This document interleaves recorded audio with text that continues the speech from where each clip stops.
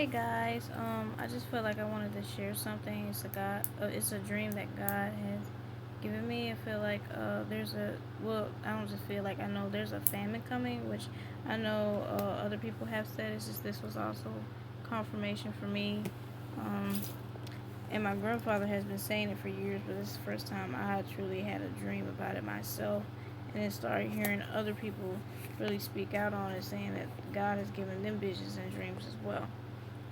So, um, I wrote down a few notes, so if you see me glancing down, that's so that I can remember things from the dream. But in the dream, I do remember it started out where I was at my house, and I remember one of the first things that I noticed. It seemed like it wasn't like a shocking thing, like we were normal to it, but one of the things that that was normal was that everybody still had cars, right? Like a lot of people have cars now, but nobody was driving.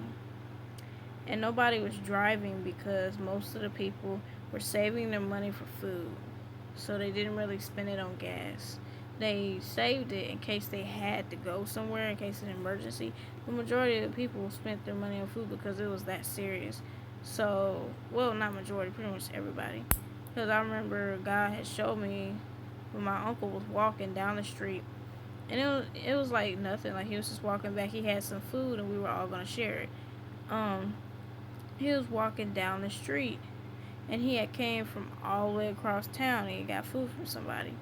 So that was one thing I guess God was showing me how how he kind of stripped people of that kind of lifestyle of such a luxuriness, that you really had to look and lean on him and look to him for everything. And even though we it was like that and there were certain things you had to save money, try not to use to buy too many clothes or things like that, it was still pretty kind of peaceful in my neighborhood compared to how the rest of the world was.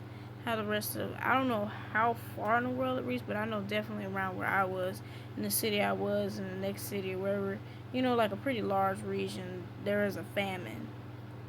And I remember my fiance had drove over from where, because he lives in like the next town. He pulled up into my yard and we were finna go to the gas station get gas because he did need gas because he would have to travel to where I was and we would have to try and share food. So when we went out into town, it's kind of like that whole atmosphere changed. Because in my neighborhood, even though we weren't starving, but food was short, we had to make it work, but it still wasn't chaotic.